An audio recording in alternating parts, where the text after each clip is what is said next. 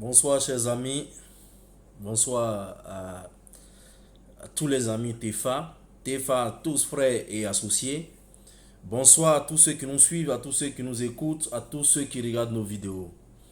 Voilà, et la semaine dernière, il y avait un débat, on ne va pas dire un débat en tant que tel, il y avait une information économique qui nous a fait rêver, qui nous a fait applaudir par moments nos différents négociants. Cette information économique, c'était que la Côte d'Ivoire et le Ghana, deux grands producteurs du cacao, qui à eux seuls détiennent 60% de la production mondiale du cacao, ces deux pays, dis-je, ont décidé d'imposer un prix aux grands géants chocolatiers dans le monde, aux industriels. Alors, la Côte d'Ivoire et le Ghana ont décidé de bloquer la vente de leur cacao et d'imposer aux grands groupes industriels le prix minimum de 2600 $ pour la tonne de cacao à partir de octobre 2019 pour la campagne donc 2020-2021. Voilà, hier, je précise à la date du 3 juillet, une rencontre entre producteurs et transformateurs a eu lieu en Côte d'Ivoire. Et à l'issue de cette rencontre, un petit communiqué de 10 minutes. Et dans ce communiqué, nous apprenons que ces deux grands producteurs de cacao ont échoué à imposer le prix plancher de 2600 $ la tonne pour le cacao. Voilà. Et ceux qui nous ont suivis un peu depuis un moment et ceux qui ont regardé notre dernière vidéo, ils savent que j'ai annoncé cet échec-là parce que justement, c'est le monde économique qui le recommande. C'est le monde économique qui impose cela. Jamais, je dis bien en aucun cas, la panthère ne va céder aux supplications de la biche, même si cette biche-là venait à peine de mettre bas. Jamais, dis-je, la panthère ou le lion ne va céder à la supplication de la biche qui lui demande de lui laisser juste un petit temps pour nourrir son rejeton avant de passer à la casserole. Cela n'arrivera pas et cela n'arrivera jamais.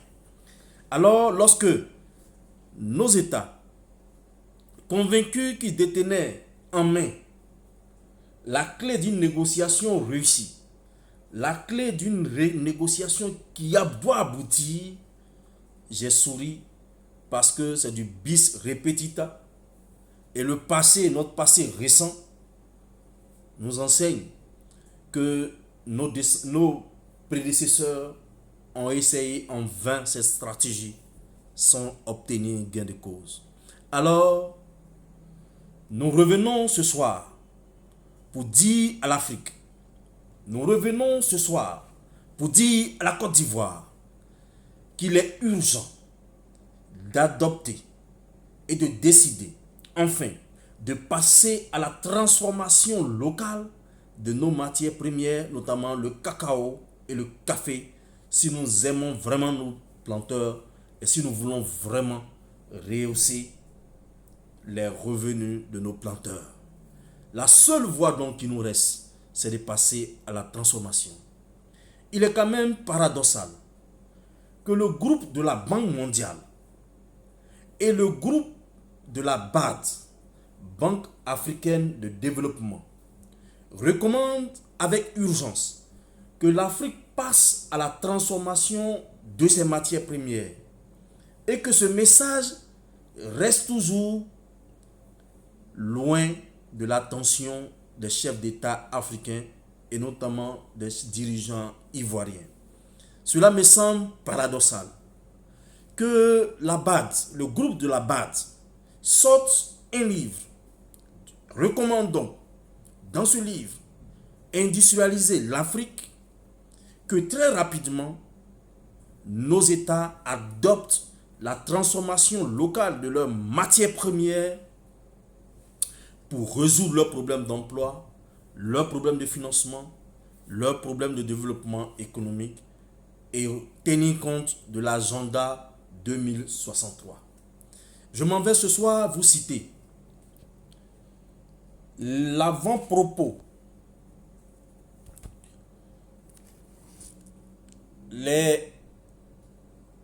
l'ouvrage que j'ai cité tout à l'heure, notamment Industrialiser l'Afrique. Cet ouvrage, dans son avant-propos, a donné le micro au président du groupe de la BAD, de la Banque africaine de développement, en l'occurrence Akiwumi Ayodeji Adesina. Monsieur le président de la BAD, Ayodeji, dit ceci: l'heure de l'Afrique a sonné. Et je continue de le citer. Le président de la BAD dit: le secret de la richesse des nations est clair. Les nations développées ajoutent de la valeur à tout ce qu'elles produisent. Les nations pauvres exportent des matières premières. Je répète, le secret de la richesse des nations est clair. Les nations développées ajoutent de la valeur à tout ce qu'elles produisent. Les nations pauvres exportent des matières premières. Et il poursuit pour dire: l'Afrique doit cesser d'être au bas des chaînes de valeur mondiale. Elle doit s'industrialiser rapidement et ajouter de la valeur à tout ce qu'elle produit. L'Afrique ne doit pas exporter sa richesse, mais travailler pour elle-même, pour son bien et pour sa population. Voilà. Et même, la BAD a adopté l'industrialisation en Afrique et l'industrialisation de l'Afrique comme l'un de ces 5 accélérateurs que la BAD veut mettre en avant.